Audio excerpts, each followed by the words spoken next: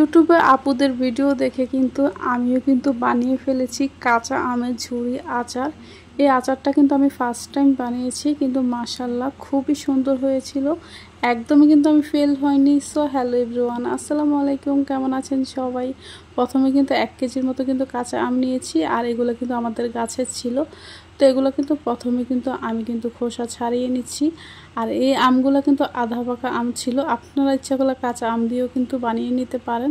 তো সবগুলো আমের কিন্তু খোসা ছাড়ানো হয়ে গিয়েছে।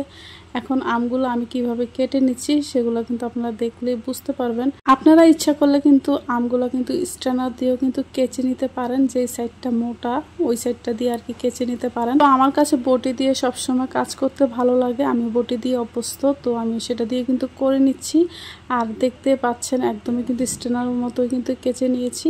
আর এগুলো এখন আমি কিন্তু একদমই কোনো লবণ চিনি কিছুই দিব না, এমনি কিন্তু আমগুলো কিন্তু ভালোভাবে একটু মেখে নিব। এতে আম থেকে কিন্তু অনেকটা কিন্তু পানি ছেড়ে দিয়েছে। এখন কিন্তু একটা কিচেন টাওয়ালের উপরে নিয়ে কিন্তু আমি ভালোভাবে আমগুলা কিন্তু এভাবে কিন্তু চিপে নিব। এতে কিন্তু আমের যে পানিগুলো আছে, রসটা আছে, সবগুলাই কিন্তু বের হয়ে যাবে, আর আপনার আমটাও কিন্তু খুব তাড়াতাড়ি শুকিয়ে যাবে।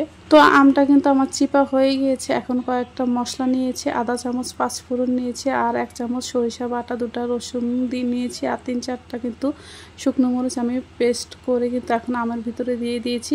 আর 2 কাপ পরিমাণ কিন্তু পেঁয়াজ কুচি করে নিয়েছিলাম। আর এই তো জিরা গোলমরিচের গুঁড়া, আর এই তো ধনিয়ার গুঁড়া দিয়েছি, সামান্য পরিমাণে হলুদ গুঁড়া, 1 চামচ কিন্তু চিনি দিয়েছি। এতে কিন্তু আচারের টেস্টটা কিন্তু অনেক ভালো আসবে।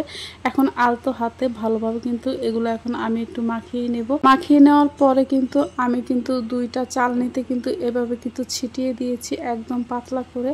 আর এই তো 2 দিন আমি রোদ দিয়েছিলাম, একদিন রোদে কিন্তু হবে, বৃষ্টির কারণে 2 দিন আমার রোদ দিতে হয়েছে। বেশি মচমচার একদমই কোনো প্রয়োজন নাই, তো পুরোপুরি শুকিয়ে গিয়েছে। এখন আমি কাঁচের একটা বয়মের ভিতরে কিন্তু সবগুলাই কিন্তু নিয়ে নিচ্ছি।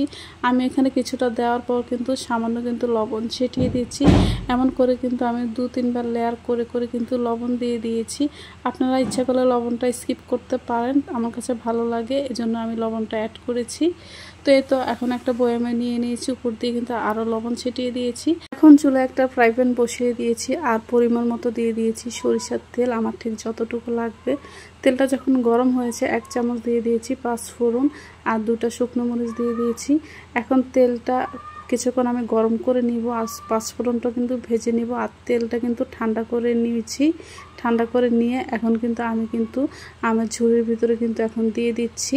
তেলটা কিন্তু অবশ্যই কিন্তু ঠান্ডা করে নিতে হবে, যাতে আমার একটা আঙ্গুল দিলে যাতে আঙ্গুলটা যাতে পুড়ে না যায়, ওইভাবে কিন্তু একটু কুসুম গরম রাখলেও চলবে, সমস্যা নেই। আর এই তো আমার ঝুরি আচার কিন্তু একদমই কিন্তু রেডি হয়েছে।